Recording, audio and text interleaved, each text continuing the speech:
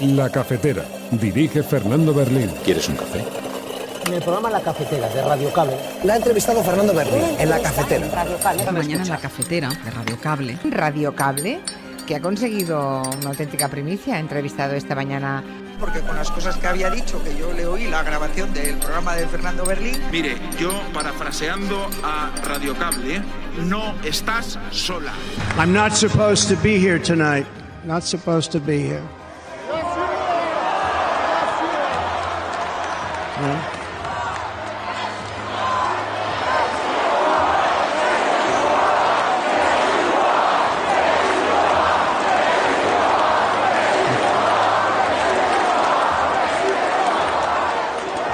Thank you. But I'm not. And I'll tell you, I stand before you in this arena only by the grace of Almighty God. Former President Barack Obama has told allies in recent days that President Biden's path to victory has greatly diminished, and he thinks the president needs to seriously consider the viability of his candidacy. Quieren una hecatombe, una tragedia, para gritar suspensión de las elecciones. Y saldrían los gringos, saldría el malparido de Milei, saldría el Novoa a la derecha, suspendan las elecciones. Yo les digo, estamos preparados, ¿verdad? Nervios de acero, calma y cordura. Y llueva, truene o relampaguee, el 28 de julio habrá elecciones presidenciales en Venezuela. Nadie las va a sabotear.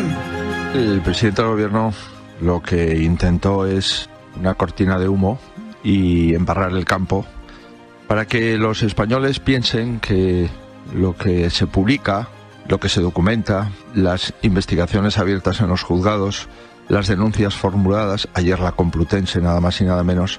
Digo que lo que ha intentado es que la gente tenga dudas de si los medios de comunicación son serios, son fiables y en definitiva crear esa nebulosa de que todos los problemas judiciales que tiene el presidente del gobierno, que tiene su mujer, que tiene su hermano, que tiene el fiscal general del Estado, que tiene su partido, que tiene su gobierno, no son ciertas o son parcialmente inciertas. Mire, yo como abogado en ejercicio siempre lo digo, estoy aprendiendo muchísimo de este procedimiento, ¿no? Hay una innovación en este procedimiento que yo ni estudié en la carrera ni viví en mis 20 años de ejercicio. Es decir, una institución a la que el juez acude para pedirle un informe. Emite un informe en el que dice, no encontramos nada que nos permita decir que ha habido irregularidades, pero por si acaso usted investigue. Yo esto no lo he visto en mi vida, sinceramente. O sea, es algo alucinante. Y además, tengo que decir que el procedimiento en sí me parece tremendamente innovador también desde la óptica penal, ¿no? Porque se empezó la denuncia por el tema de Europa, se acordarán ustedes, ¿no? Luego, eso, como de Europa ya nadie habla, ¿eh? Recordarán ustedes que durante un tiempo, poco menos que había que atribuirle a Begoña Gómez el rescate de Europa. Se habían rescatado todas las aerolíneas europeas, pero al parecer Europa aquí en España la rescatamos por obra y gracia de Begoña Gómez. Eso ya nadie habla de ello, ya se ha terminado. Después se abrió el capítulo de Barrabés. Claro, el capítulo de Barrabés, pues ya esa fuente se agota porque tampoco hay nada. No hay nada, ha habido declaraciones de testigos, 2 informes de la Guardia Civil, no hay nada. Entonces se abre la pieza de la Complutense. En fin, yo creo que se le está haciendo una auténtica labor de inspección a la vida de Begoña Gómez a ver si se encuentra algo. Y esto, desde la óptica penal, es inconcebible, porque esto es una investigación prospectiva en toda regla, prohibida por la ley. Y lo tengo que pedir en Cádiz, pero lo pediré. Quiero volver al Partido Socialista y ponerme a disposición del Partido Socialista para lo que ellos, para lo que él me necesite. Las sentencias del Tribunal Constitucional, la actitud que ha tenido el Partido Popular, la actitud que hemos tenido nosotros de respeto a las instituciones y a las sentencias y a los tribunales, marca un punto de inflexión en la política andaluza. Y yo creo que empieza el principio del fin del ciclo de gobierno del Partido Popular en Andalucía. Pero lo importante es lo que se va a votar el próximo martes. Y yo espero que el voto sea así. Sea así para responder a un derecho que es el de los niños y las niñas sean o no inmigrantes, tienen todos y todas tienen idénticos derechos, que no vulneremos los mismos, que no tengamos a niños hacinados por ser inmigrantes en ningún territorio de nuestro país y que es una cuestión de Estado, como ha dicho claramente el presidente del Gobierno, Pedro Sánchez.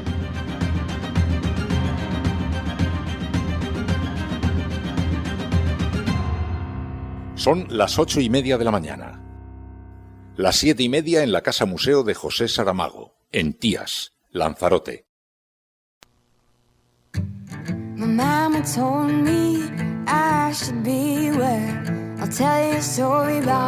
Un saludo aquí desde Logroño, en La Rioja. Nada, estoy encantado de por fin formar parte de esta gran familia. La verdad que llevo 3 años como oyente del programa y creo que ya era hora, ¿no?, de dar este paso y también entrar a ser parte de los mecenas de la cafetera. Y nada, respecto a por qué escucho este programa, pues la verdad que es un poco complicado de decir, porque bueno, no es el programa con el que quizás más concuerde ideológicamente, no es un programa tampoco de humor con el que me ría carcajadas. Hay programas en cuanto a cuestiones políticas o geopolíticas pueden ser más profundos, y sin embargo día a día es el programa que enchufo nada más volver a casa del trabajo, ¿no? Es el programa que cuando quiero saber qué es un poco lo que se cuece en el ambiente, ¿no?, las opiniones diversas, así desde un marco un poco de izquierdas, pues es el programa que creo que me da ese marco más realista y más ajustado a lo que es la sociedad real de izquierdas en España, ¿no? Y huyendo un poco de Twitter y de todas esas discusiones falsas, creo que en la cafetera pues hay una buena representación, ¿no?, y un enfoque y una forma de aproximarse a las cuestiones bastante realistas, siempre desde una óptica claramente progresista y de izquierdas, pero alejada, ¿no?, de quizás todos esos debates tan apasionados y tan poco racionales que a veces tenemos en las redes sociales. Entonces yo creo que es un poco la magia, ¿no?, que es capaz de abordar todos esos temas que abordan otros programas, pero eso, ¿no?, con ese sosiego que siempre dice Fer, esa calma, y que creo que eso le da todo su valor. Así que nada, encantado de seguir aquí y ojalá esto pueda servir para que sigáis muchos más años. Un saludo y un abrazo. Muchísimas gracias, Andrés. Muchísimas gracias a todos los que hacéis posible este programa, los que apoyáis el programa, los que sois mecenas, y gracias a vuestra contribución este proyecto sigue vivo. Muy buenos días a todos, bienvenidos a La Cafetera. Hoy viernes, en este programa que afronta el fin de semana con algunas propuestas, una serie, un libro, un videojuego, las propuestas cafeteras para el fin de semana. Ahora os cuento un poquito de qué va todo. Bienvenidos a La Cafetera, en efecto, el lugar donde uno se puede refugiar en el sosiego frente a la ansiedad que provoca todo el panorama informativo, todo el apocalipsis informativo.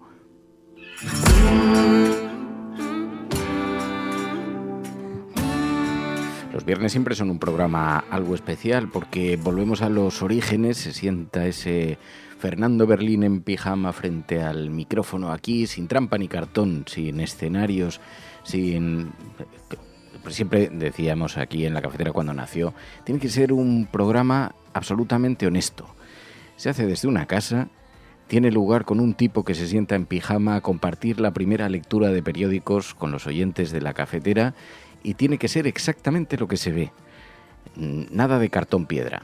Luego vas a las televisiones y sí, los decorados son estupendos, son formidables, una iluminación, una cosa extraordinaria, pero en cuanto sales del decorado, en cuanto sales del plato y miras hacia atrás, son todo maderas y hierros y cables cruzados colocados por todas las paredes.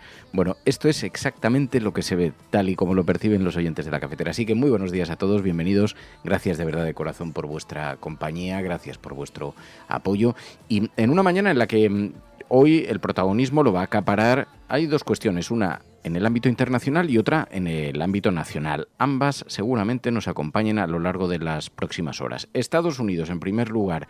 Finalmente vimos a Donald Trump compareciendo, aclamado como un mesías, dice seguir vivo por la gracia de Dios, aclamado por las masas en la Convención Republicana, donde se concretó que aceptaba oficialmente la candidatura republicana a la presidencia, un candidato que quería evitar a toda costa ahuyentar a los votantes moderados y los independientes, anunció que haría un discurso contenido, lo hizo, ahora sabe que los suyos ya están muy movilizados, a quienes tiene que seducir es al resto de los electores en Estados Unidos, pero después del atentado del sábado es qué interesante, qué curioso en términos sociológicos, históricos, ver cómo se forja la figura de una suerte de Mesías, emperador mesiánico, aclamado por los presentes.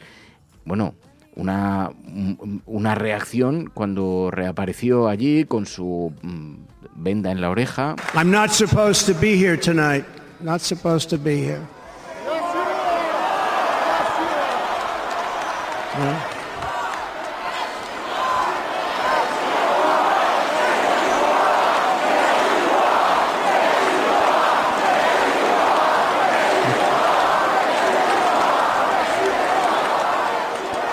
Thank you. But I'm not. And I'll tell you, I stand before you in this arena only by the grace of Almighty God. Así que Donald Trump, que achacó estar vivo a la obra de Dios, y ahí, si nos hubiéramos trasladado a la creación de las pirámides, habríamos visto al emperador siendo señalado por el devoto pueblo, entregado con júbilo a su figura. Bueno, pues el caso es que Donald Trump es uno de los protagonistas. Ahora veremos algún momento que nos dejó también esa convención republicana, mientras se sigue debatiendo sobre la continuidad o no de Biden. Dicen que en las próximas horas será determinante. Incluso se especula mucho con la posibilidad de que finalmente anuncie su renuncia, y la puntilla la puso Obama. Según el Washington Post, ha pedido a Biden que considere seriamente la viabilidad de su candidatura. Esto fue un terremoto ayer en Estados Unidos. Former President Barack Obama has told allies in recent days that President Biden's path to victory has greatly diminished, and he thinks the president needs to seriously consider the viability of his candidacy. And here's the sourcing. Multiple people briefed on his thinking. This does not show up by accident, Emily.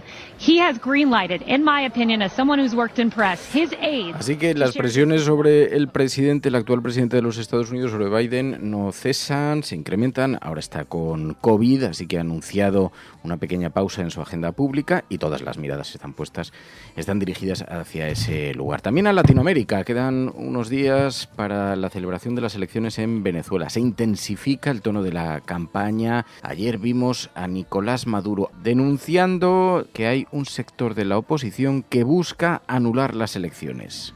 Quieren una hecatombe, una tragedia, para gritar suspensión de las elecciones. Y saldrían los gringos, saldría el malparido de Milei, saldría el Noboa a la derecha, suspendan las elecciones. Yo les digo, estamos preparados, ¿verdad? Nervios de acero, calma y cordura. Y llueva, truene o relampaguee, el 28 de julio habrá elecciones presidenciales en Venezuela. Nadie las va a sabotear. Y mientras tanto, la oposición allí en Venezuela denuncia también haber sufrido diferentes agresiones. La última, María Corina Machado, denunciando cómo sus coches habían sido vandalizados en la noche mientras dormían. Hoy es 18 de julio, estamos a 10 días del 28 de julio. Estoy en la ciudad de Barquisimeto, donde pernoctamos viniendo de Portuguesa hacia Caracas. Y así amanecieron nuestros vehículos. En una urbanización privada, con vigilancia, de noche, así amanecieron nuestros vehículos. Vandalizados, llenos de pintadas. A esta camioneta le quitaron el tapón del cárter y vaciaron todo el aceite del motor. Y a otro vehículo, nuestro otro vehículo, si vemos por debajo del vehículo, nos damos cuenta que cortaron las mangueras de los frenos. Ahí está la liga de freno, ahí se ve. Así que la campaña en Venezuela, que también a pocos días de celebrarse esas elecciones, sufre todos estos movimientos telúricos. Bueno, aquí en España, donde están los focos colocados es en la comparecencia ante el juez de Begoña Gómez, la mujer del presidente del Gobierno. Algunas informaciones esta mañana en los medios de comunicación amplían también las denuncias. Begoña Gómez, según el periódico La Razón, cobró por una cátedra que la Complutense no paga. Según el periódico El Mundo, la Complutense se negó a aprobar la memoria del máster de Begoña Gómez. Y según el periódico ABC, Begoña Gómez pidió hace 3 semanas a la Complutense renovar uno de sus máster. Bueno, hay una cierta polémica. La derecha intensifica su campaña contra la mujer del presidente del Gobierno, mientras desde el Partido Socialista se defienden diciendo, si siguen buscando, claro, acabarán encontrando alguna multa de tráfico. La cuestión es que esto en España, es lo que se conoce como una investigación prospectiva, está prohibida por ley. Esto que está haciendo el juez de abrir una causa por una razón y empezar a buscar y encontrar otra cosa muy diferente de la que había sido denunciado. ¿Os acordáis que las primeras denuncias estaban relacionadas con su intermediación en Globalia ante un hipotético rescate financiero motivado por la mujer del presidente del Gobierno? Ese era el contexto de la primera denuncia. Ahora ya se está hablando de otras cosas relacionadas con la Complutense. Esto, que se llama prospectivo, es decir, ponerte a buscar a ver qué encuentras, está prohibido expresamente por nuestra legislación.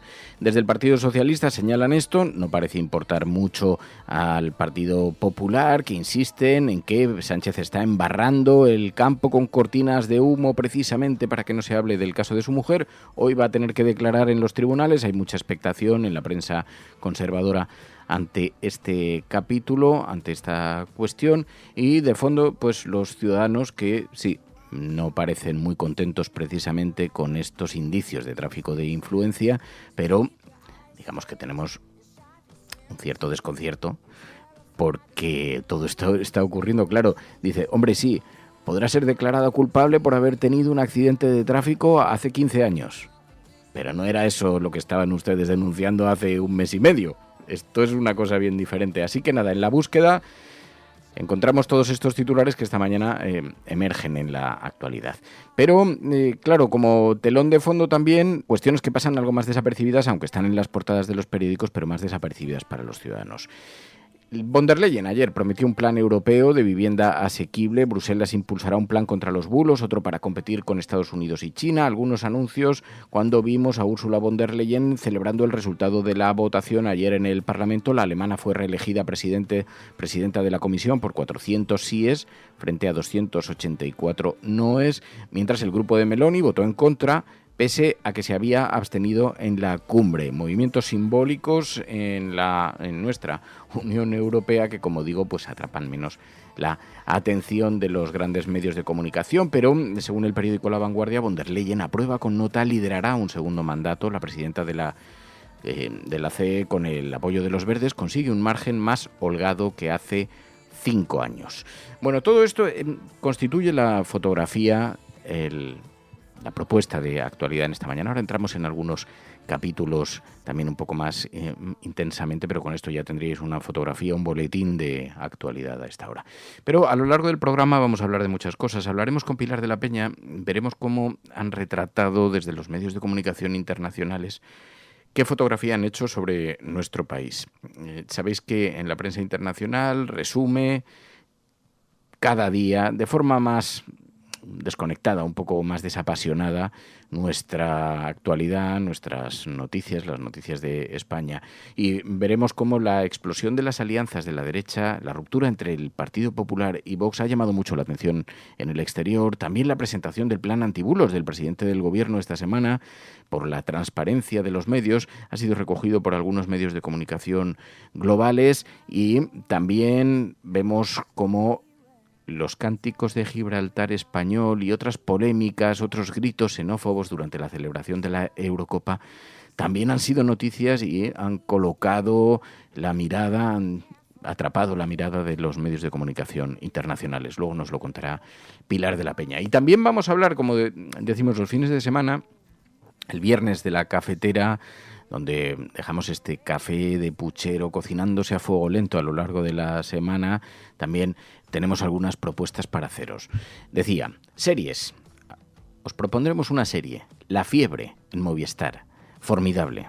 Bueno, es un auténtico espectáculo político. De momento, 2 capítulos estrenados, muy recomendable para este fin de semana, muy recomendable, porque vemos un futbolista muy conocido en Francia que en una entrega de premios, es una serie de ficción, pero trae numerosos elementos de la actualidad a la pequeña pantalla. Imaginaos un futbolista durante una gala de reconocimiento de premios, se levanta y le pega un puñetazo a su entrenador, un futbolista negro. Ahí la extrema derecha aprovecha para, a través de las redes sociales, hacer entrever que estamos ante un caso de racismo inverso, que las personas racializadas se encuentran manejadas por los progres, pero que en realidad son unos racistas. Y se destapa, bueno, todo esto provoca un enorme terremoto social y una agencia de comunicaciones contratada por el equipo de fútbol para intentar que no se instrumentalice ese acto que ha estado más relacionado con lo deportivo, porque parece que el entrenador no le colocaba donde el jugador quería, y tratan de girar la imagen pública. Pero hay una influencer de extrema derecha que, a través de las redes sociales y del Telegram y demás, intenta convertir eso en un gran acto de demostración de que los progres en realidad están acogiendo a numerosos migrantes racistas que vienen a destruir la sociedad contemporánea. Es alucinante porque ves cómo reacciona la opinión pública, tiene un estilo un poco parecido a Black Mirror. Os lo recomiendo, muy buena. La serie La Fiebre, luego hablamos de ella en Plata o Plomo. El libro, vamos a hablar de El malestar de las ciudades, y lo vamos a hacer con su autor, con Jorge Dioni. Sabéis que las ciudades están cambiando mucho. Vemos cómo se están reconvirtiendo los centros de las grandes ciudades para acoger a los turistas. Eso está haciendo que desaparezcan un montón de comercios, que suba el precio de forma extraordinaria en el centro de las ciudades. Así que conversaremos con Jorge Dioni, que ha publicado este ensayo en la editorial ARPA, El malestar de las ciudades. Y luego, además de la propuesta de una serie, de la propuesta de un libro y la propuesta de un videojuego, Star Wars Jedi Survivor. Hablaremos, nos lo va a recomendar, nos lo va a contar cómo es este videojuego nuestro oyente Iker Martínez. Conversaremos con él dentro de un ratito. Así que tenemos un montón de propuestas para hacer aquí en la cafetera: una serie, un libro, un videojuego, porque esto es La Cafetera, y si lo estás escuchando eres la Resistencia y no estás sola. Recuerda que este programa se sostiene porque vosotros, si te resulta un espacio de compañía, vosotros lo hacéis posible. Así que ayúdanos a sostener el proyecto. radiocable.com/mecenas. Los oyentes de La Cafetera sostienen este programa. Hazte mecenas y únete ya a la Resistencia Cafetera. radiocable.com/mecenas.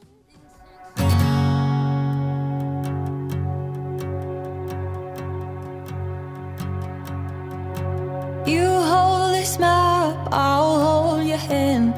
Take this love around. Bueno, quienes estéis escuchando el programa La Cafetera, quienes estéis escuchando este podcast desde otros países, que sepáis que España afronta una implacable ola de calor. El día que España reta los récords de calor, casi todo el país afronta una jornada de temperaturas extremas. Dicen que se van a aliviar algo mañana, pero en todo caso el país está al borde del tostado. Parecemos café tostado, al borde del tueste torrefacto. Y esto atrapa la atención también en algunos medios de comunicación. Así que, con la mirada puesta en esto, beban mucha agua y disfruten de las sombras. Cuanto menos salgan de casa en una jornada como la de hoy, mejor. Y si estás fuera, si estás en el norte de Europa y tienes otras temperaturas, podemos mirarte con envidia y tú puedes respirar con alivio. Y si estás en otros lugares del mundo, dices, no, yo es que estoy en el Sáhara. Pues entonces te deseamos mucha suerte, porque aquí se está poniendo la cosa fatal. Menuda noche, qué calor.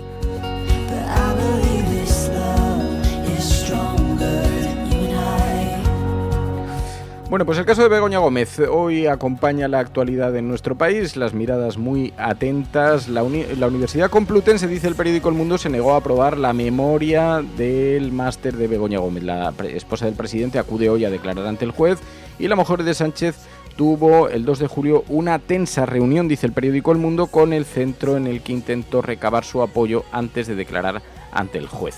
El vicerrector respondió que no procedía, ella se negó a aportar los datos que le reclamaban desde hacía 21 días, dice el periódico El Mundo, en un asunto que hoy sigue copando todavía la actualidad. Hemos visto a Núñez Feijóo en la COPE, dice que todo lo que la estrategia de Pedro Sánchez pasa por embarrar el campo con cortinas de humo para que no se hable del caso de su mujer.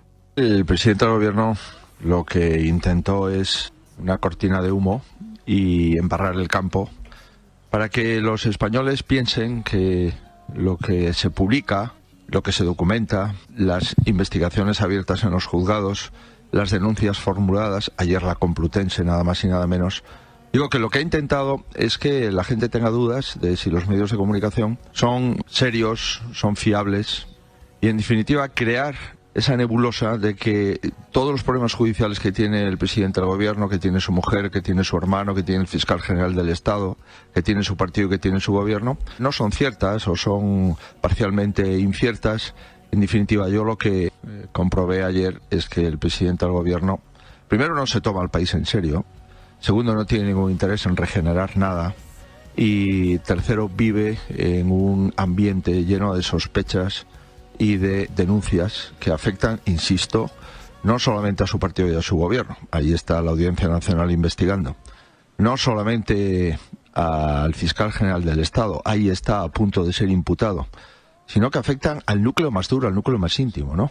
Por tanto, en mi opinión, lo que intentó ayer el señor Sánchez es que no se hable de nada de esto y que cuando se hable haya una sospecha de duda sobre los medios de comunicación que lo publican.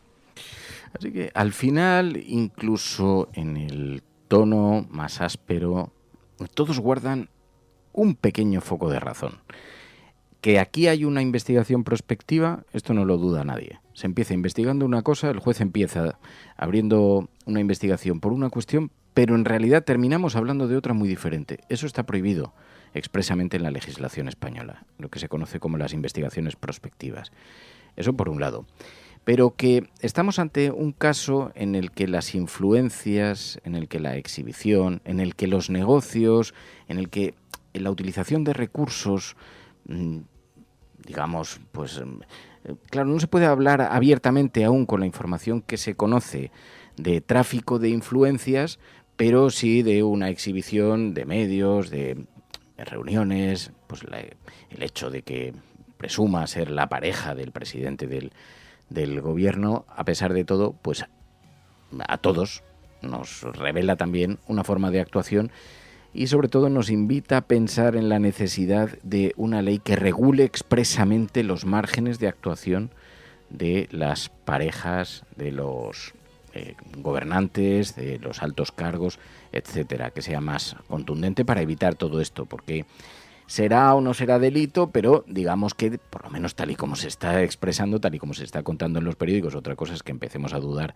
de la manera que ya nos pilla, ya hemos perdido la inocencia, de la manera en la que se expresan en los periódicos estas noticias, pero a todos nos parece mal que el nepotismo o la utilización de los recursos o la exhibición o todo esto pues formen parte de la vida empresarial y política de este país. Pero más allá de esto, claro, lo que es cierto es, como decía Óscar Puente, esta investigación prospectiva está situada fuera de la ley. Mire, yo como abogado en ejercicio siempre lo digo, estoy aprendiendo muchísimo de este procedimiento, ¿no? Hay una innovación en este procedimiento que yo ni estudié en la carrera ni viví en mis 20 años de ejercicio. Es decir, una institución a la que el juez acude para pedirle un informe. Emite un informe en el que dice, no encontramos nada que nos permita decir que ha habido irregularidades, pero por si acaso usted investigue. Yo esto no lo he visto en mi vida, sinceramente. O sea, es algo alucinante. Y además, tengo que decir que el procedimiento en sí me parece tremendamente innovador también desde la óptica penal, ¿no? Porque se empezó la denuncia por el tema de Air Europa, se acordarán ustedes, ¿no? Luego, eso, como de Air Europa ya nadie habla, ¿eh? Recordarán ustedes que durante un tiempo, poco menos que había que atribuirle a Begoña Gómez el rescate de Air Europa. Se habían rescatado todas las aerolíneas europeas, pero al parecer Air Europa aquí en España la rescatamos por obra y gracia de Begoña Gómez. Eso ya nadie habla de ello, ya se ha terminado. Después se abrió el capítulo de Barrabés. Claro, el capítulo de Barrabés, pues ya esa fuente se agota. Se agota porque tampoco hay nada. No hay nada, ha habido declaraciones de testigos, 2 informes de la Guardia Civil, no hay nada. Entonces se abre la pieza de la Complutense. En fin, yo creo que se le está haciendo una auténtica labor de inspección a la vida de Begoña Gómez a ver si se encuentra algo. Y esto, desde la óptica penal, es inconcebible, porque esto es una investigación prospectiva en toda regla, prohibida por la ley. Uno va a los tribunales de justicia penales a pedir justicia en relación con un asunto concreto, no sobre la vida de nadie. Y si sobre ese asunto concreto no se encuentran pruebas para incriminar a esa persona, lo que se hace es archivar la causa, no seguir abriendo nuevas vías a ver si encontramos algo. En fin, ya les digo, innovador y desconcertante, ¿no? Y tiene razón Óscar Puente, y tienen razón desde el Partido Socialista cuando colocan el foco en ese capítulo. Otra cosa es que en la investigación pues se acabe encontrando alguna razón como para enjuiciar a la mujer del presidente del gobierno. Pero, como señalaban ayer desde el PNV, el caso de Begoña Gómez no es precisamente la Gürtel. ¿Y el Partido Popular por qué está utilizándolo de forma tan descarada? Pues fijaos, la clave la aporta elplural.com en un artículo. El PP de Feijóo tiene 28 juicios pendientes de celebrar entre el año 2024 y el 2029. Numerosos juicios por casos de corrupción.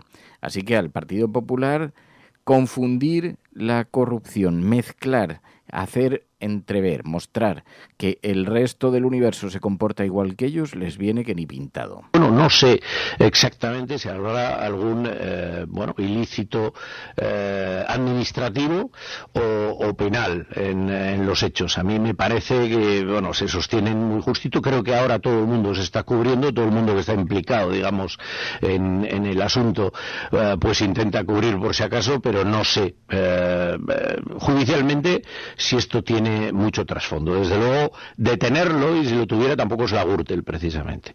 Eso decía precisamente desde el PNV, detener algo de trasfondo no es precisamente la Gürtel. Bueno, este es uno de los capítulos que están sobre la mesa en la actualidad. Mientras también hemos visto la reaparición de Manuel Chaves, pide volver al Partido Socialista y prevé que estamos ante el principio del fin de los gobiernos del Partido Popular en Andalucía.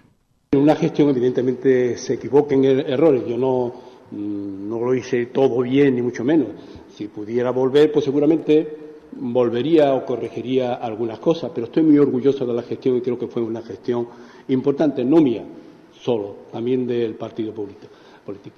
Nunca me he separado de la política, mire usted, yo soy un político de vocación, de profesión soy profesor, pero de vocación soy político. Me apasiona la política y la he seguido día a día.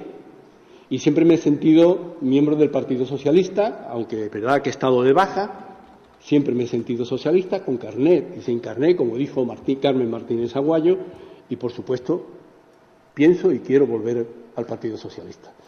Bueno, como sabéis, el Constitucional anuló las condenas a los expresidentes andaluces Chaves y Griñán por el caso ERE. El Tribunal tumbó la interpretación del Tribunal Supremo, estableció que no se puede cometer prevaricación ni malversación al aprobar un proyecto de ley de presupuestos. No hubo enriquecimiento personal, de manera que crearon un mecanismo para los ERE, para apoyar los ERE a las personas afectadas, pero no se beneficiaron de ello. Otros utilizaron ese mecanismo de forma perversa. El Constitucional anulaba la condena y vimos ayer la reaparición de Manuel Chaves, que pide volver al Partido Socialista. Y mientras tanto también, pues aquí tenemos el debate en torno al plan de migración, a la reubicación, al acomodo de los menores migrantes. El ministro Ángel Víctor Torres decía que urge que se tomen las decisiones de una vez, que no se alargue más el proceso. Hay niños y niñas esperando. Pero lo importante es lo que se va a votar el próximo martes.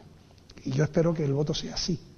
Sea así para responder a un derecho que es el de los niños y las niñas, sean o no inmigrantes, tienen todos y todas tienen idénticos derechos, que no vulneremos los mismos, que no tengamos a niños hacinados por ser inmigrantes en ningún territorio de nuestro país, y que es una cuestión de Estado, como ha dicho claramente el presidente del Gobierno, Pedro Sánchez, ayer mismo en sede parlamentaria en el Congreso de los Diputados, apelando al señor Feijóo a que vote sí. Es más, soy más claro aún, si el Partido Popular nos traslada su apoyo a la iniciativa registrada este pasado lunes, el Gobierno de España lo llevará a Consejo de Ministros como decreto ley para que se aplique de manera inmediata y luego se convalide con el sí, el apoyo del Partido Popular 30 días después. Pero sin ese apoyo no es posible convalidarlo. Así que, con la mirada puesta en el próximo martes, la inmigración, que es uno de los temas centrales en el debate para nosotros, para España como país, puesto que somos frontera para Europa, puerta de entrada para los migrantes de toda África. Bueno, el caso es que, mientras tanto, ya os digo, las portadas de los periódicos así, con la fotografía de Ursula von der Leyen, reelegida ayer presidenta de la Comisión Europea, con mayor margen del que se esperaba, y que presentó su proyecto de prosperidad para Europa, un plan de inversión pública con el que se pretende competir con China, con Estados Unidos, y también un nuevo plan de vivienda asequible, decían. A nuestro país, desde luego, le resulta especialmente interesante, como recuerdan en el periódico El País, porque este año será el segundo país europeo donde más van a subir los precios de los pisos. El segundo país europeo. Vamos a conversar enseguida aquí con Jorge Dioni, que precisamente ha escrito su novela sobre este capítulo, El malestar de las ciudades, de Jorge Dioni, en la editorial ARPA. Vamos a conversar enseguida con él. Antes, la información internacional. ¿Cómo nos han visto desde el exterior? ¿Cuáles son las noticias que más han llamado la atención de la prensa internacional? ¿Cuáles son los enfoques? ¿Cuál es la imagen que proyecta nuestro país en el exterior? Conversamos con Pilar de la Peña. Esto es La Cafetera. Si lo estás escuchando, eres La Resistencia y no estás sola. Programas de radio, de televisión en España. La prensa burlándose de nuestra propuesta. Podrán decir todos los periódicos del mundo lo que quieran. Que a democracia va a ganar. En España, el ex vicepresidente del gobierno... En España finaliza el recuento de votos en los comicios municipales y autonómicos con una participación del 64%. Rodrigo Rato is under investigation. Dejaré lo mejor de mí, para poder estar a la altura de la confianza que ustedes me han entregado. No olvidamos justicia, verdad, respeto. Seguimos. Bueno, acercarnos a la actualidad de España a través de la mirada de la prensa internacional siempre es un ejercicio muy interesante porque de forma más desapasionada, algo más distante, sin esos lazos que unen a la información y a la actualidad aquí en nuestro país, analizan igualmente las noticias que se producen y proyectan la imagen de España en el exterior, así que nos sirve no solamente como resumen de sucesos de lo que ha ocurrido en los últimos días, sino también para ver qué imagen damos en el resto del mundo. Pilar de la Peña, muy buenos días.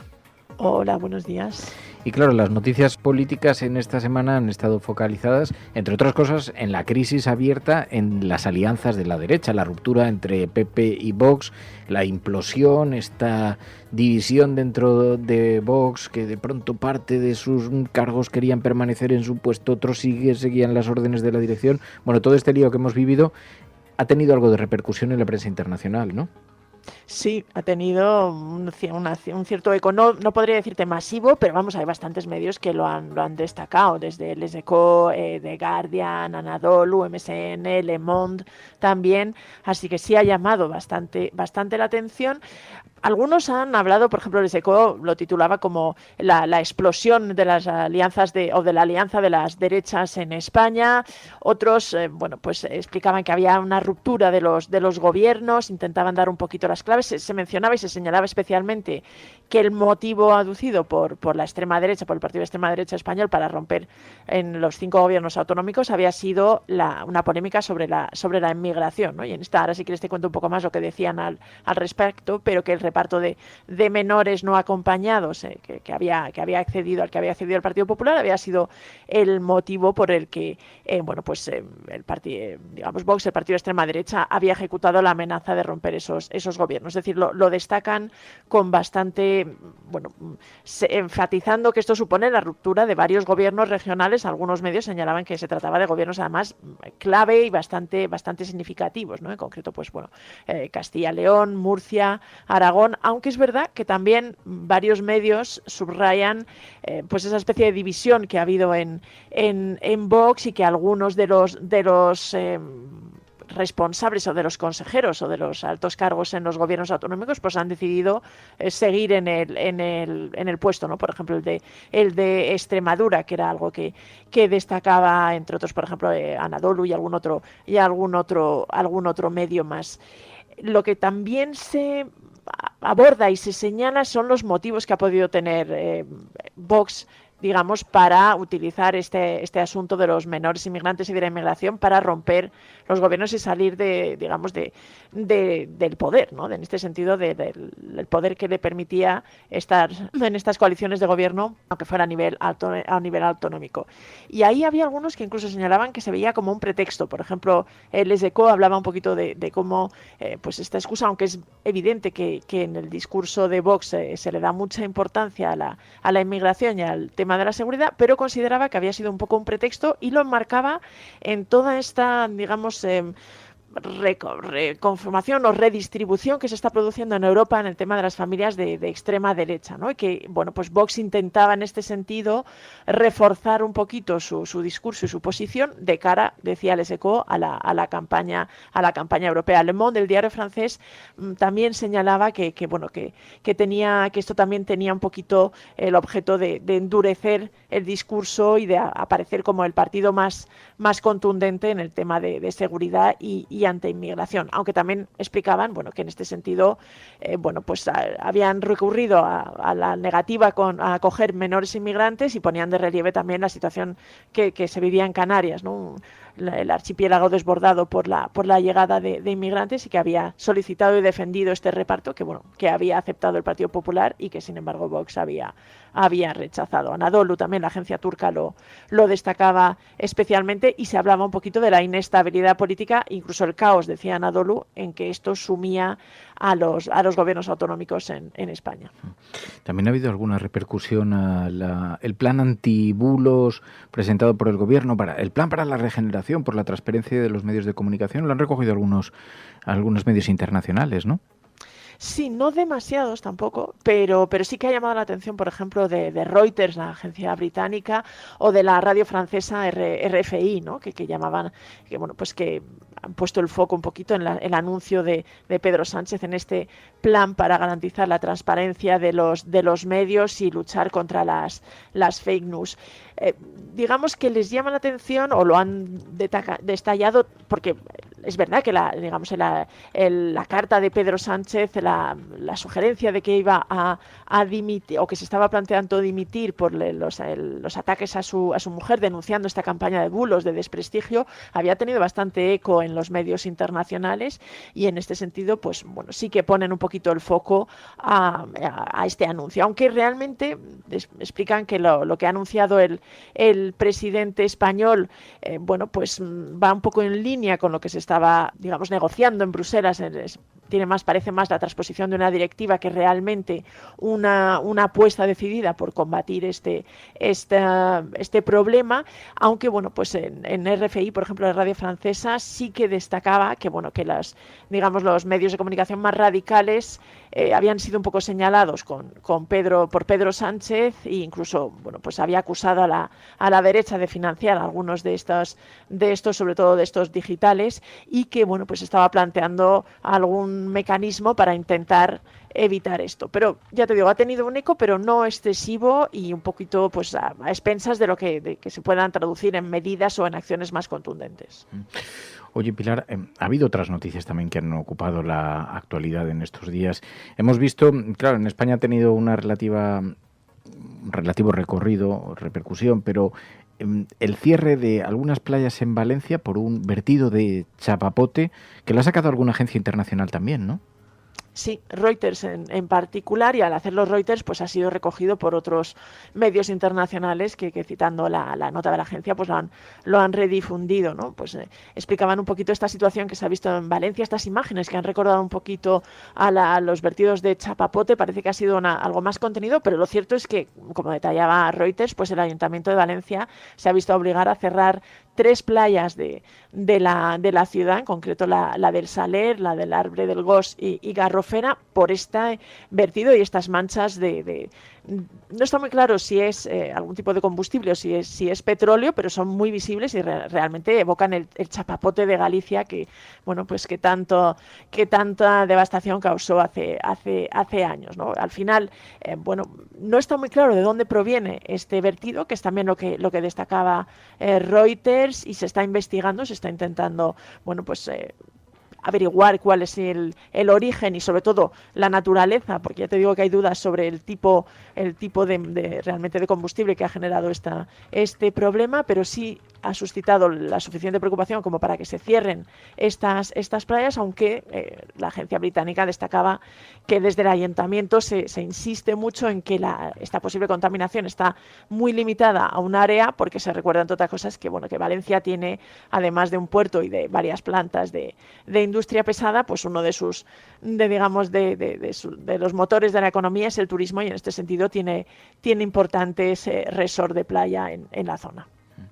Oye, hemos visto, claro, la celebración de la Eurocopa nos dejó algunas imágenes, bueno, algunas de ellas muy poco edificantes. Gritos, en algunos casos xenófobos, racistas, en otros el Gibraltar español, la politización de la que decían huir algunos futbolistas metida con calzador en plena celebración. Estos cánticos han tenido algo de repercusión por ahí, ¿no?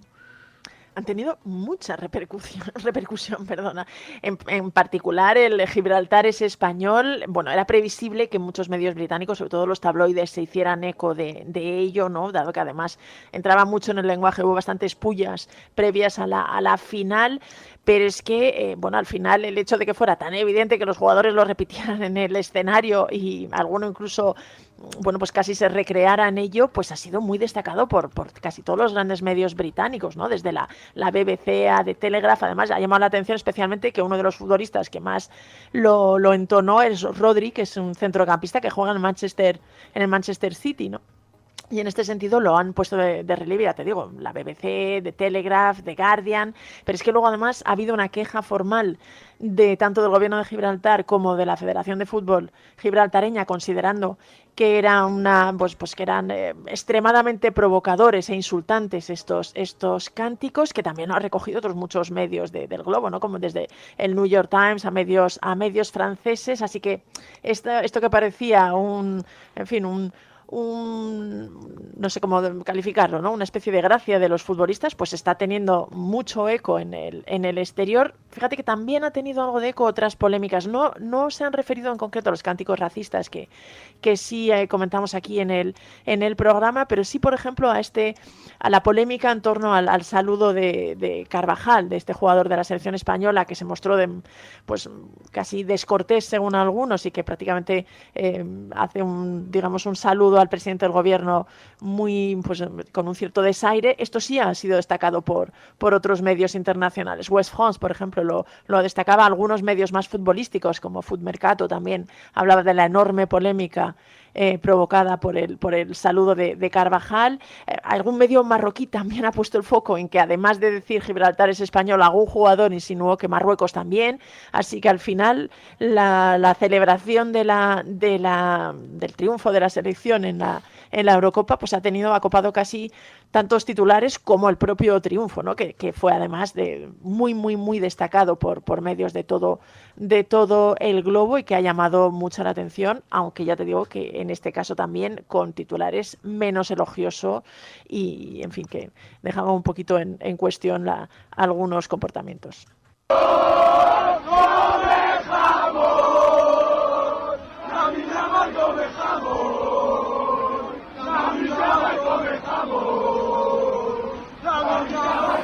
Bueno, ha habido polémicas también en otros países a cuenta de esto, precisamente de gritos, declaraciones, afirmaciones, en ese caso en otros países por parte de jugadores, no del público aficionados. Pero bueno, es un lío del que nunca también ha habido, fíjate que es llamativo, también en Argentina ha habido bastantes revuelos, porque a la par que se celebraba la Eurocopa en Europa, pues en América estaba la Copa América, que ganó Argentina, y quizá evocando pues el triunfo en el Mundial de hace año y medio sobre Francia, pues un jugador pues publicó alguna canción pues un poco que ha provocado una protesta formal de la Federación Francesa, que ha sido acusada de racismo, y también ha generado bastante revuelo, aunque bueno, el gobierno de Milei ha salido defendiendo a los futbolistas y diciendo que Francia es un país colonialista, un poco en el estilo de diplomático que está que está haciendo gala el gobierno argentino.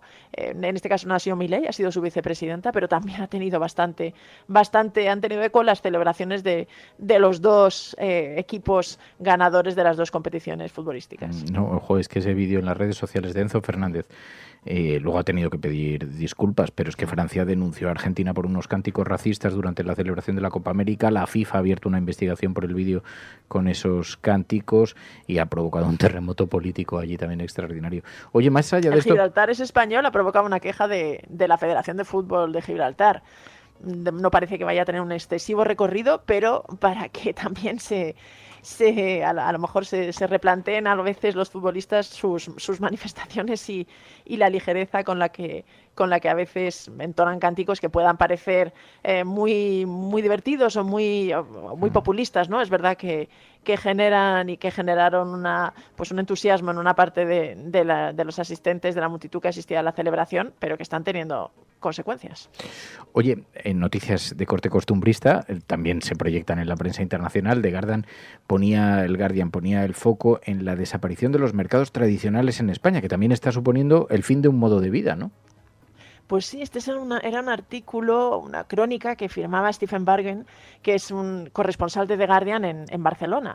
Y hablaba un poquito del mercado de la boquería, este mercado que realmente ha sufrido pues una transformación, ¿no? Lo destacaba en el artículo, ha pasado de ser el sitio en el que los barceloneses iban a comprar pues los productos a lo mejor un poquito más exclusivos que no encontraban en las tiendas de barrio, pero que entre el boom turístico, una serie el propio boom del mercado, se había convertido en un sitio donde había casi más poses para Instagram. Los productos ya no tenían nada que ver con lo que se vendía antes, estaba tan lleno que los propios barceloneses ya no iban a comprar, pero le servía al corresponsal contar un poquito esta historia para destacar que él en su día a día, que era asiduo a los mercados, estaba viendo que cada vez había un cierto declive de los mercados tradicionales, no solo en Barcelona, sino en general en España.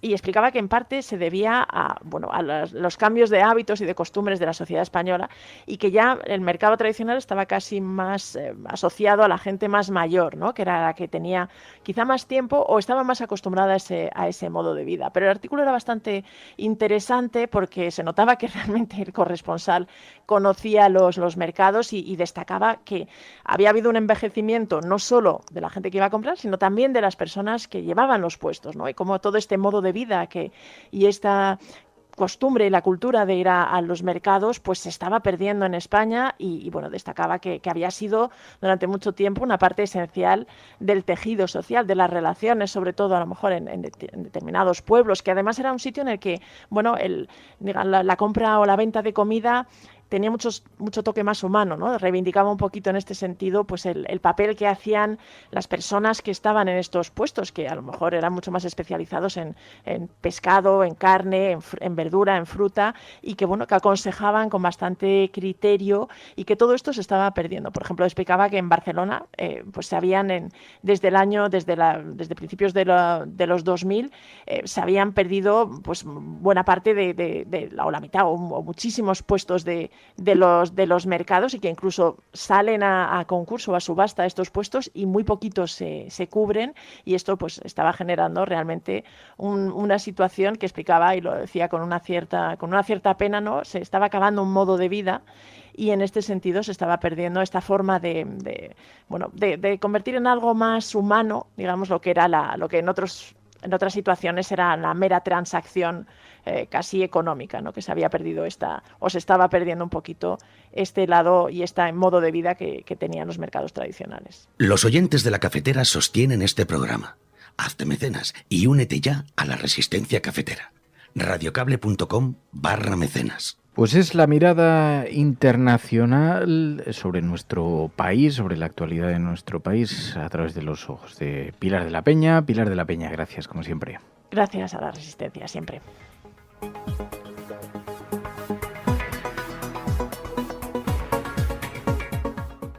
La Cafetera y Neutral presentan Plata o plomo. El mundo en series. En el Juego de Tronos, o ganas o mueres. Con Fernando Berlín y Ana Pastor. ¿Sabes dónde estás? Es una radio pirata. de la zona neutral. Nos recuerda un poco por qué luchamos. La noche es oscura y alberga horrores. La noche es oscura y alberga horrores. Nada cambia de golpe. Si estuvieras en una bañera que se calienta poco a poco, morirías hervida sin darte cuenta. Estamos juntos. Somos un trío. ¿Nosotros vivimos románticamente juntos? Hola, habla con Walter White. Usted dijo que estaba casi muerto, ¿vale? Dijo que moriría en cualquier momento. Éramos capaces de ser y hacer todas esas cosas porque estábamos informados por grandes hombres, hombres reverenciados. Plata o plomo, el mundo a través de las series de televisión, a través de las películas, de los documentales, con Ana Pastor, Neutral. Ana Pastor, buenos días. Muy buenos días. ¿Qué has dicho? Fode, cálmate. ¡Suéltame! ¡Suéltame! Tranquilo y siéntate. ¡Tú de mierda! Bueno, qué pedazo de serie. Te voy a decir, Ana, que me he quedado absolutamente atrapado y fíjate que solamente he visto los 2 primeros capítulos, el segundo todavía no lo he acabado, pero ya sabes que yo acepto los spoilers, así que podemos entrar en profundidad en lo que quieras. La Fiebre es una serie de televisión francesa de este año, del año 2024, ¿no? Sí, es una serie que está en Movistar. Efectivamente, solo se pueden ver 2 capítulos hasta el lunes, que se libera el tercero. Y es una serie que aparentemente tú pensabas, va a ser de fútbol. No, podría ser de racismo, que lo es, tampoco. Es más bien guerra cultural, es más bien lo que estamos viviendo ahora en casi todas las sociedades, especialmente en la francesa, pero no solo, y tiene un montón de referencias de la realidad que supongo que habrás cogido y que son fascinantes. No, es absolutamente fascinante precisamente porque lo que retrata es el mundo que vivimos desde la perspectiva, desde la óptica de la comunicación. La familia del fútbol francés está celebrando una noche de trofeos y de premios y de pronto uno de los futbolistas, una de las grandes estrellas del fútbol, le da un puñetazo a su entrenador. A partir de ahí se abre un debate sobre el racismo a la inversa, y la extrema derecha, a través de las redes sociales, empieza a utilizar ese caso para introducir el germen del miedo, de la xenofobia, y una agencia de comunicación intenta contrarrestar todo eso y devolverle la reputación al club, al futbolista. Discriminación inversa, tubab, negro, blanco, raza, racializado. Las palabras que circulan desde anoche pertenecen todas a un tema fácil de identificar: la batalla por la identidad. Está en todas partes del ámbito político y mediático. Bueno, es inútil y no hay escapatoria. Es como un pulpo cuyos tentáculos lo arrastran todo. Así que lo que vamos a hacer es calmar las aguas con la disculpa de Fodé. Empecemos por ahí. Como Pascal no va a denunciar, aquí no hay ninguna víctima, ¿no? Eso implica que le perdona. Pero para la fachosfera no será suficiente. Ahí tienen un filón, Fodé, y no van a renunciar a él. Claro, es una película, ¿no? Pero esa agencia de comunicación tan hipersofisticada, entendiendo perfectamente las consecuencias que puede tener si el discurso del racismo se impone en la sociedad francesa, me ha parecido eso una auténtica pasada, como está contado. Después de un enfrentamiento identitario suele haber una guerra civil. Líbano, Chechenia, Ruanda, Irak, Yugoslavia, San Bartolomé, la guerra de secesión. Sam, por favor. Solo estoy mencionando otra faceta de la verdad proteiforme. Perdón, ven conmigo. Perdone, ¿a qué se refiere exactamente? Bueno, a ver, no tengo diapositivas, Sam. pero... Me refiero al espacio identitario. Es muy fácil entrar en él, pero muy complicado salir. Es como un divorcio, por así decirlo. Al principio crees que va a ir bien, pero de repente todos son abogados, problemas financieros, la custodia de los hijos. La familia acaba destrozada. Los amigos, los hijos, todo queda arrasado. Es una pequeña guerra civil. ¿Podemos dejar de sembrar el pánico durante 5 minutos? Cuando dejemos de jugar con fuego. Sí, es como se prende una mecha, ¿no? Esa escena que tú dices es una especie de entrega de Balón de Oro, digamos, del fútbol. El jugador estrella de un equipo francés llamado Racing, Fodé, está sentado al lado de su entrenador. Este jugador es negro, me parece que es de origen africano, aunque nacido en Francia. Nos sonará todo esto de algo que se está diciendo mucho estos días. Y está sentado al lado de su entrenador, que es blanco. En un momento dado se les ve comentar algo en bajito y de repente el jugador se levanta y le da un puñetazo a su entrenador. Y los medios empiezan a decir que le ha insultado con una palabra que es algo así como blanco de mierda. Y de repente se genera una polémica brutal en Francia, primero sobre qué hay que hacer con ese jugador y segundo, una especie de racismo a la inversa surrealista, que es que este jugador negro está siendo racista con su entrenador. Y cómo gestionar esa situación para evitar que explote una guerra civil racial en Francia. A mí me parece brillante. Es de uno de los creadores de ¿cómo era la serie? Back North, que también hemos hablado de ella, ¿sí? Y que tiene que ver también con temas raciales, ¿no? Es verdad que Francia lo vive de una manera muy intensa, es verdad que se ha mencionado mucho el tema con nuestra selección, Lamine Yamal, Nico Williams, para algunos no cumplen los patrones y sin embargo son los dos tipos que han conseguido también para España esa Eurocopa. Y a mí me ha encantado, la verdad, estoy deseando que liberen el tercer capítulo. Es una pasada porque se ve el debate que tienen en la agencia de comunicación, de imagen, para intentar que las aguas vuelvan a su cauce, y el debate que tienen, si centrar esto en el debate racial y combatirlo, simplemente intentar situarlo en el polo del error, de las disculpas, y hay una socióloga que trabaja en esa agencia que dice esto puede ser el estallido si lo situamos en lo racial, hay que situarlo en lo futbolístico, en lo pasional, en lo relacionado solamente con el deporte, con el puesto que le ha tocado, con la relación con su entrenador. El debate que se da me parece que tiene una altura que es alucinante, sobre todo por la responsabilidad que demuestra la socióloga, que dice no, que estas cosas empiezan ahí y terminan en una guerra civil cuando lo situamos en otro lugar, ¿no? Y te has fijado en uno de los personajes, que es un personaje central también de la serie, es una especie de cómica, blanca, rubia y aparentemente de ultraderecha. Digo aparentemente porque luego se confirma, que tiene un papel fundamental en incendiar este discurso. Esto lo estamos viendo en Francia, pero lo estamos viendo en España también. Gente que ha empezado en canales de Telegram, que ha saltado, digamos, de esa zona un poco más bajo el radar, que está incendiando el tema de los inmigrantes continuamente, la mayor parte de las veces con bulos, y ella representa un poco eso, incluso sus lazos con la ultraderecha, como ponen una denuncia, se habla de la fachosfera, por cierto, te has fijado en la serie, es decir, todo lo que estamos viviendo en esta serie tan actual y tan contemporánea va apareciendo de una manera u otra, con las diferencias que hay entre España y Francia, claro.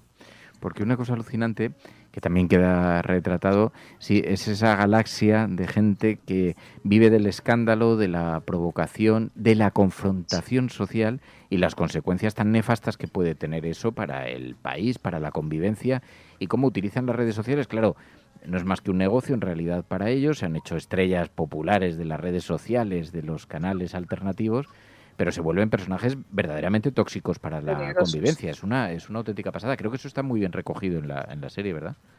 Totalmente, sí. Ya te digo que hay referencias, pues esa agresión a su entrenador. Se habla varias veces del cabezazo que le dio Zidane a alguien hace muchos años cuando era jugador, que tenía una explicación completamente diferente y otro contexto. Pero todo el rato van apareciendo similitudes y, como tú decías, la facilidad con la que se prende una mecha como la del enfrentamiento racial, que está muy presente ahora en Europa, porque nosotros en Neutral verificamos, te diría que de lo que más, bulos contra el colectivo de los inmigrantes. Yo lo que llamo bulos del odio, pues son los que más habitualmente aparecen. Y la manera en la que la ultraderecha intenta instrumentalizar todo esto con un objetivo clarísimo, que además está relacionado con los negocios, pero a través de este personaje, de esta influencer de las redes de ultraderecha, que intenta combatir a través del racismo también contra la campaña esta. Oye, pues súper interesante, me ha encantado estos primeros capítulos. La fiebre está en Movistar, ¿verdad? Eso es, en Movistar, del creador de Back Noir, y bueno, hay que verla y comentarla, que yo sé que a la gente de la cafetera le va a encantar. Ana Pastor, gracias. Gracias, Fer. Plata o plomo. El mundo en series. En el Juego de Tronos, o ganas o mueres. Con Fernando Berlín y Ana Pastor. ¿Sabes dónde estás? Es una radio pirata. De la zona neutral. Nos recuerda un poco por qué luchamos. La noche es oscura y alberga horrores. La noche es oscura y alberga horrores. Nada cambia de golpe. La librería de la cafetera guarda numerosos ejemplares de libros que van llegando al programa. Novelas, ensayos, aventuras. Muchos de ellos llegan aquí porque contienen un discurso social, un mensaje, y desde aquí los socializamos. Estamos frente a todos esos libros. A nuestro alrededor están sentados numerosos oyentes en la bohardilla cafetera, sentados por el sofá, por el suelo, alrededor de la librería. La cafetera no es solamente un programa de radio. La cafetera es tu compañía. Si valoras el rato que pasamos juntos, apóyala. radiocable.com/mecenas. El malestar de las ciudades, de la editorial Arpa, claro, de Jorge Dion, y como siempre nos habla mucho Pedro Ballín. ¿Pero por qué? ¿Por qué este libro? Bueno, pues porque yo estoy muy cabreada con el mercado del alquiler de nuestro país. Tú tienes una trayectoria en esto, porque te he visto escribir sobre eso en el Periódico de España, sobre la dificultad para encontrar piso. Tú ya arrastras unos antecedentes. Yo le prendería fuego a todo, si se pudiera, si fuera legal, casi. Y me parece que tiene un discurso interesantísimo sobre la gentrificación, sobre cómo se está vendiendo y privatizando el centro de las ciudades, sobre urbanización hostil. Todos hemos visto un poco cómo están las esquinas antimendigos, de estos pinchos que se ponen en muchos locales para que no te puedas sentar, cómo los bancos ahora tienen un diseño que venden como algo más moderno, pero realmente lo que hacen es que una persona no se pueda sentar ahí a dormir. Y todas estas cosillas las recoge Jorge Dioni en su ensayo El malestar de las ciudades, publicado en 2023 por la editorial Arpa, y analiza todos los problemas de las ciudades contemporáneas, los que hemos mencionado: gentrificación, contaminación, especulación y privatización, y desde un punto de vista muy humano y muy ameno. O sea, comienza hablando desde el yo, de su situación, de cómo empezaba él viviendo de alquiler y cómo él ya no podría permitirse el primer piso que pagó alquilando él. Bueno, id pasando, oyentes cafeteros, que conversamos con el autor, con Jorge Dioni. radiocable.com/mecenas. La España de las piscinas y el malestar de las ciudades. El malestar de las ciudades, me decía Clara, es un libro que, como aborda el impacto de las políticas urbanísticas en las últimas décadas, los problemas de las ciudades contemporáneas, la gentrificación, la contaminación, la especulación, la privatización, entre otras cosas. ¿Hacia dónde crees que vamos? ¿Hacia dónde vamos? Pues a mí siempre me resulta muy difícil hacer augurios. Hoy leí a un señor, un abogado especialista en el sector inmobiliario, que decía, por ejemplo, que Barcelona es un lugar muy interesante, pero que le sobran los residentes. Entonces, ese es un camino por el que ir. Otro camino es el que vemos en las manifestaciones que en los últimos meses ha ido habiendo sucesivamente en un montón de sitios, comenzando por Canarias, que es un lugar que quizá por su propio, digamos, formato, no sé si decirlo así, o sea, estructura, es decir, es una isla, no hay más, es decir, no puedes irte a otro sitio porque no hay más, no te puedes ir al interior, a la periferia, porque ya se acaba. Han empezado diciendo que Canarias tiene un límite, Barcelona tiene un límite, Málaga tiene un límite, Valencia tiene un límite. Ese es otro camino. Entonces, yo no lo sé. Siempre la historia nos dice que todo boom inmobiliario acaba en un crack, y como dice Warren Buffett, cuando baja la marea es cuando se ve quién está vestido y quién está desnudo. ¿Cuál es la razón por la que quisiste escribir sobre esto? ¿Cuál es la razón? ¿Qué es lo que te ha impulsado? Tuve la iluminación en un congreso al que me invitaron. Es de las cosas fantásticas de escribir libros, que te invitan a sitios y conoces a gente, cosa que para un introvertido está muy bien.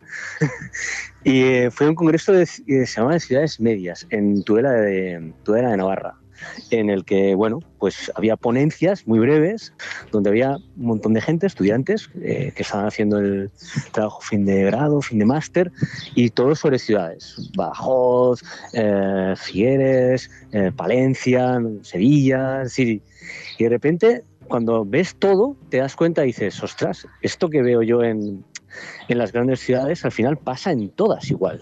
Está pasando un poquito en todas, y todas, cuanto más cerca de la costa, más, cuanto más centro histórico, monumental, más, pero al final pasa un poquito en todas. Y ahí tuve la iluminación de, bueno, voy a escribir otro libro de urbanismo, como me sugería mi editor, antes de cambiar de tema.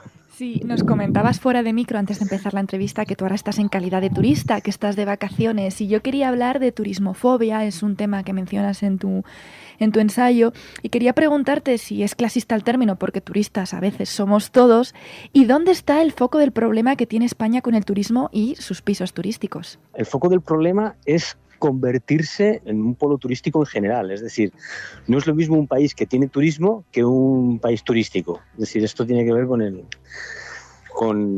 cantidades, con el número de turistas que llegan respecto a la población, con el porcentaje respecto al PIB y, Francia es un país que tiene turismo, pero no es un país turístico. España sí está siendo ya un país turístico porque, te digo, el peso en el PIB está siendo cada vez más importante.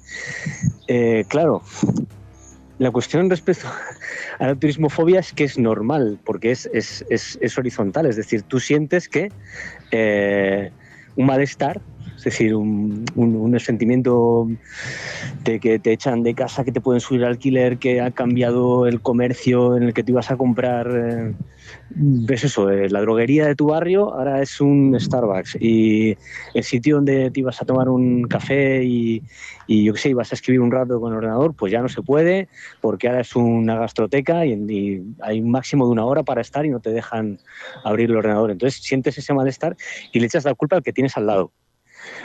Eso es muy humano, ¿no? Y además tendemos a echar siempre la culpa al que tenemos horizontalmente y si puede estar un poco por debajo, mejor. Un poco por debajo, mejor. Es decir, los automovilistas nunca se ponen farrucos con el camión, se ponen farrucos con la persona que va en bici. Entonces, ya digo, tendemos a eso, pero yo creo que siempre hay que mirar más arriba. Es decir, es una industria que tiene que ver con líneas aéreas, tiene que ver con hoteles, tiene que ver con fondos de inversión, tiene que ver con ya no con pisos turísticos, sino con edificios que albergan pisos turísticos. Entonces, ahí es donde hay que mirar el foco, incluso a los ayuntamientos. Es decir, los ayuntamientos han comprado esos informes de consultoras que había hace 30 o 40 años para Bilbao, para Barcelona, los han comprado todos, hay que convertir esta ciudad en atractiva para los residentes, el futuro de la ciudad postindustrial son los servicios, el movimiento, hay que atraer inversión, hay que atraer nómadas que quieran venir a trabajar, etcétera, etcétera. Hay que convertirse en una marca, y claro, convertirse en una marca quiere decir que la persona que viene es más importante que la que hay. Y hablando de marcas, comentabas antes al principio de la entrevista que decía una inmobiliaria que el problema de Barcelona, por ejemplo, son sus residentes. Hablamos de residentes del centro de las ciudades, de cómo desplaza a los vecinos y por qué la gente está dejando los centros de las ciudades y el nuevo núcleo de residencia está siendo los extrarradios. Sí, claro, es un poco... Yo suelo poner el ejemplo del cuento de Cortázar de la casa tomada. Es decir, digamos que el centro de las ciudades suelen ser lugares muy aprovechables, que a veces tienen problemas de que se han dejado degradar, ¿no? Nunca los lugares están degradados, siempre se han dejado degradar. Es decir, cuando una administración quiere que algo luzca, lo hace. Son lugares, ya digo, degradados que tienen mucho potencial de ganancia, de creación de valor. Son lugares cercanos a los sitios monumentales por los que te quieres ver, pero claro, eso poco a poco va avanzando. Es decir, al principio suele ser el centro, después son los barrios cercanos, después siempre hay algún barrio que se vende de una forma, voy a decir, curiosa es, ¿no? No sé cómo decirlo, ¿no? De branding, ¿no? Se rebrandea un barrio, ¿no? Como a Carabanchel. Se llama el Brooklyn, nuevo Brooklyn. Y ves carteles, dices, ¿esto qué es, no? O el nuevo Harlem, no sé qué. Dices, esto, pero... O Silicon Valley, ¿no? Yo no sé la cantidad de ciudades españolas que han postulado para ser el nuevo Silicon Valley. Son marcas que funcionan muy bien. Y claro, se empieza por el centro y acaba afectando a todo, porque además somos un país en el que el inmobiliario es una hucha muy social. O sea, es nuestra lucha emocional y psicológica durante décadas y décadas. Es decir, no tenemos, en nuestra psicología no está el alquilar. O sea, está el comprar. Precisamente sobre salud mental y urbanismo hay una relación, ¿no? Sí, claro. O sea, yo estoy muy contento de que funcionara en su momento esa idea de que el urbanismo crea ideología, es decir, que una visión del mundo que te afecta tanto. En realidad es algo que la gente que se dedica al urbanismo lo ha defendido siempre y, en fin, todas las utopías que ha habido a lo largo de la historia, lo que querían crear es una nueva sociedad. Es decir, Platón cuando dice tengo este modelo de sociedad, crea una nueva ciudad. Tomás Moro cuando dice tengo este modelo de sociedad, plantea una nueva ciudad, y así, etcétera, etcétera. Y entre otras cosas, sí, claro, afecta a la salud mental. Es decir, si eres desde cosas como si eres la única persona residente en tu edificio, eso afecta. Si en estas nuevas periferias, en el que a veces están construidas para el coche, los espacios son muy grandes, no están hechos a escala humana, esto crea también una sensación de esto no es para mí si te dedicas a pasearlos. Entonces, la segregación urbana también afecta, es decir, no ver a la gente, no conectarse con otra gente, no conectarse sobre todo con otra gente diferente, es decir, ir solo de casa al trabajo, del trabajo al colegio, del colegio al centro comercial a comprar y volver. Es decir, no haber lo que un urbanista llama terceros lugares, que son lugares donde te encuentras otras personas. Esto acaba afectando tu manera de ver el mundo y, claro, también a tu salud mental. Pues es Jorge Dioni, autor de La España de las piscinas, de la editorial ARPA en el año 2021 y ahora de El malestar de las ciudades, también en la editorial ARPA. Jorge, gracias, muchísimas gracias. Muchísimas gracias a vosotras. Un abrazo. Un abrazo, Jorge. radiocable.com/mecenas.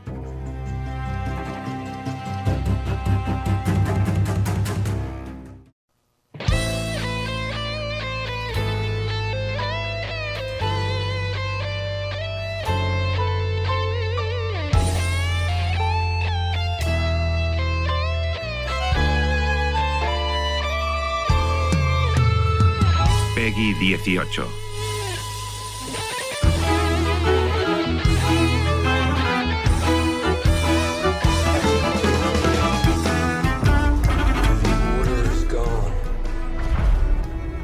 I was betrayed by the one I trusted most.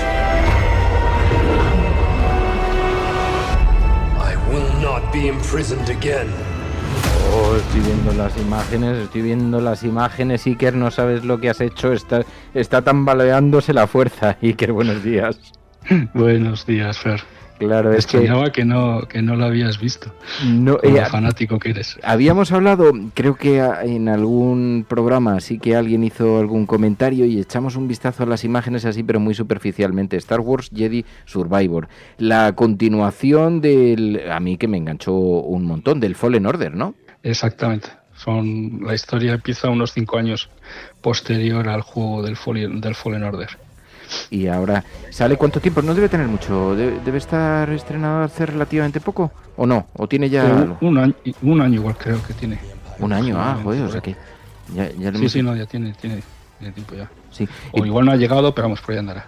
Y entonces te has enganchado tú ahora, porque además creo que es en mundo abierto, ¿no? Que tienes la posibilidad de explorarlo más allá de la historia principal, de andar indagando por ahí, andar explorando los gráficos y los mundos y los universos paralelos, ¿no? Eso es como en el primero, tú vas con unos personajes en una nave, tienes una nave que vas con unos compañeros de viaje, se repiten 3 compañeros del viaje anterior, del juego anterior, y tú puedes moverte y seleccionar por distintos planetas por los que quieras ir. Y luego ya dentro de cada planeta, aparte, es mundo abierto, con lo cual te puedes mover, no tienes que seguir la historia del principio a final, sino que tienes oportunidad de ir haciendo las pruebas que quieras o investigando el planeta en el que estás para ir viendo todas las zonas que tiene.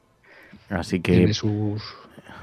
Para los aficionados de la saga Star Wars como yo, que aparezca un nuevo título, pues es una increíble notición, porque además creo son 15 o 20 horas si sigues la trama principal, ¿no? Si vas más o menos disciplinado. Y si solo Solo la historia dice que son entre 15 y 20 horas, dependiendo también de lo hábil que seas.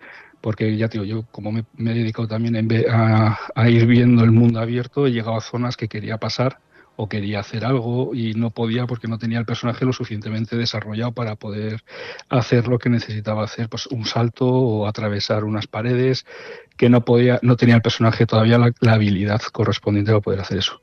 Con lo cual yo llevo muchas horas, aparte porque me han matado varias veces los distintos personajes que hay.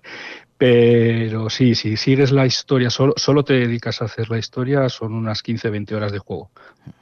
Así que tenemos la historia de un Jedi. Claro, al que le guste la saga de Star Wars va a reconocer un montón de elementos y algunos de los grandes enemigos, los rivales, pero no es la historia de las películas, es la historia de un personaje creado específicamente para esto, ¿no? Eso es, sí, es una historia completamente distinta a las películas. Bueno, bebe de las películas, sale Darth Vader, salen personajes de las películas, pero no tiene nada que ver. Aquí la historia es que están buscando un planeta donde poder cobijarse y escapar del Imperio y que ya no les persigan más. Un planeta al que para llegar hace falta una brújula especial, que es lo que en principio están buscando, y sin querer destriparte mucho la historia y el juego. No. Este es el único capítulo donde los spoilers no están admitidos. En la saga con Star Wars no hay bromas. Sí. En principio es eso, tienen que encontrar cómo llegar a ese planeta para que el Imperio no les pueda seguir hasta allí. Supongo que si es un mundo abierto tendrás misiones secundarias también, ¿no? Hay bastantes misiones secundarias de distintos tipos. Tienes misiones secundarias de lo que le llaman las brechas de la fuerza, que lo que te llevan es a distintas opciones. Unas son de pelear con bastantes personajes que te van saliendo, otras son para usar las habilidades de salto y habilidades distintas que estás consiguiendo para llegar a ciertos puntos elevados, así. Entonces, y cada brecha, por ejemplo, te va dando pues puntos de habilidad o te va dando alguna mejora.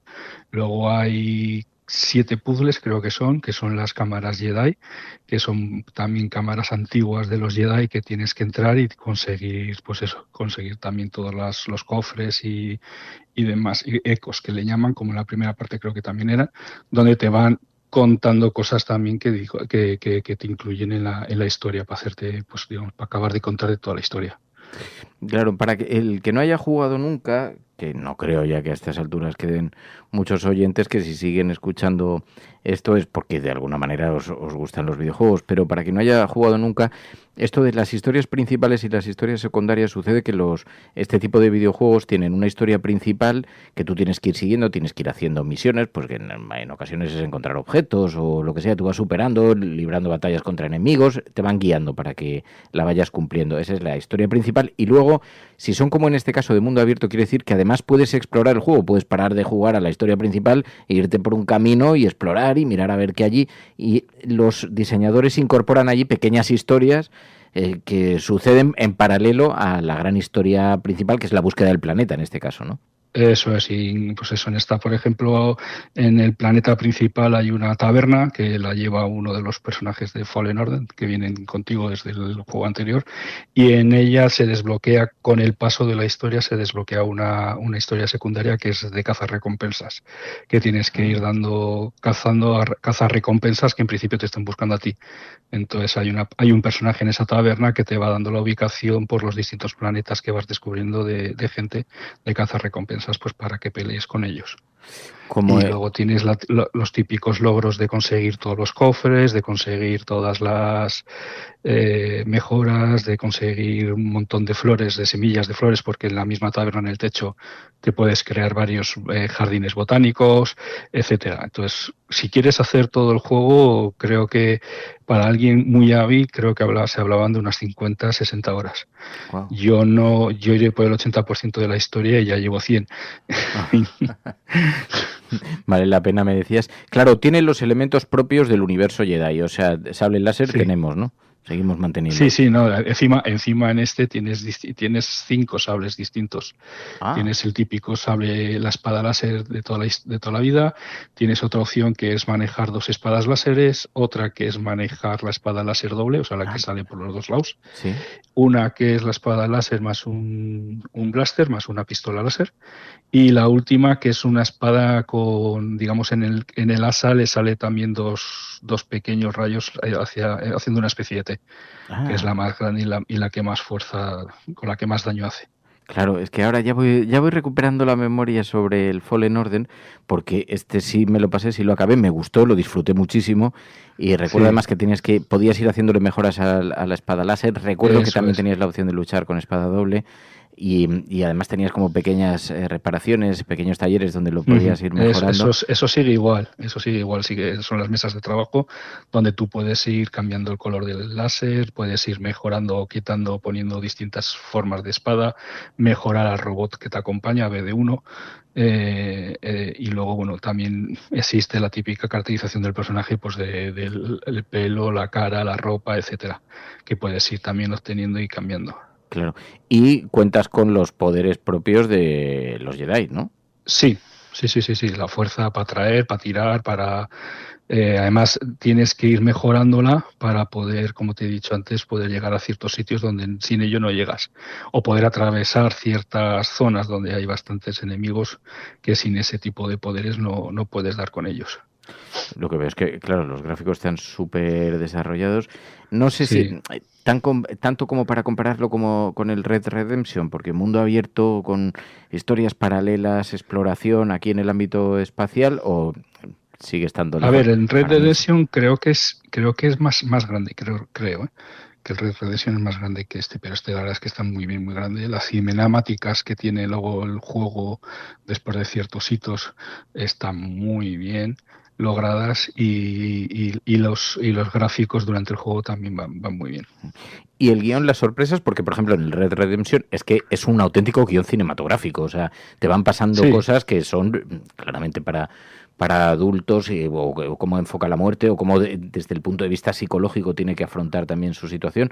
Esto a nivel de guión, ¿qué tal está? Es pues como una historia de una película de Star Wars, buenos y malos, y con ciertos giros dentro de los personajes que alguno te sorprenderán. No te quiero destripar ni spoilear. No. Oye, o sea que vale la pena. Ahora, no sabes lo que has hecho. Sabes lo que has hecho. Sí, a mí. En esta casa no sé si te van a querer mucho, ya te lo digo, porque como me lo pille para verano no me levantan del ordenador. Lo siento por María, pero sí, no, la verdad es que me ha gustado mucho, me ha gustado más que el anterior. Y la verdad es que me está resultando muy interesante. Qué guay. Y me está dando pena que he visto eso, que estoy llegando ya al final de la historia, me quedará como un 15% de lo que es la historia principal, aunque como poco a poco también vas desbloqueando, ahora ya me aparecen en los mapas porque he ido consiguiendo eso, pues donde están las ubicaciones de los cofres, las ubicaciones de las mejoras. Entonces he visto también que tengo todavía mucho terreno que recorrer para descubrir cosas que se me habían ido pasando. Qué guay, o sea que estás en el camino del Jedi. Y lo que veo es que los movimientos son complejos, claro. Esto también es importante recordar, lo que todos los que jugáis videojuegos lo sabéis, pero en el aprendizaje durante el juego, las primeras etapas te mueves muy torpemente. Luego vas aprendiendo en qué consisten esos movimientos. Aquí veo que saltas de un lugar a otro y de pronto te lanzas un cable y te enganchas con una rama y sigues saltando. Este tipo de cosas que parecen muy complejas cuando las ves, pero que tienen una adaptación, ¿no? No empiezas así, ¿no?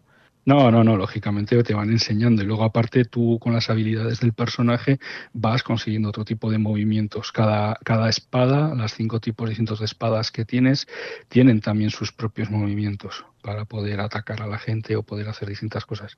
Y luego tú, desarrollando el personaje con los puntos de habilidad, le puedes ir dando pues más fuerza, conseguir mover personajes más grandes, conseguir mover más cantidad de gente, etcétera, con la propia fuerza del personaje, solo con la fuerza. Ah, qué chulo. Pues Star Wars Jedi Survivor es la recomendación esta semana de nuestra audiencia cafetera para el entretenimiento digital, para este verano, para afrontar este verano. Oye, Iker, pues no sé agradecértelo, no, pero te lo reconozco. Y no, seguro que sí, porque además, joder, se me han puesto los dientes largos. Cuando he visto las cinemáticas, digo, ostras, es que está bastante mejorado está muy bien. respecto al anterior. Muy Y bien, yo la verdad. el anterior Sí. lo disfruté, o sea que seguro que sí. Genial. Pues Iker, muchísimas gracias de corazón. Un placer, Fer. como Cuídate siempre. mucho, un abrazo saludo fuerte. desde la cafetera. Un abrazo.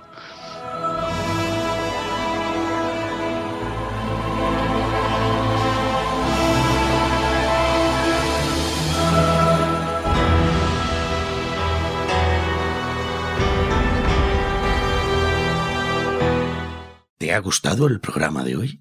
Invita tú a esta ronda de café haciéndote suscriptor de La Cafetera. radiocable.com/mecenas. Hola, buenos días. Me llamo John. Hace tiempo que seguimos el programa aquí en una isla de las Antillas Francesas, de Guadalupe. Ya os envío un mensaje antes.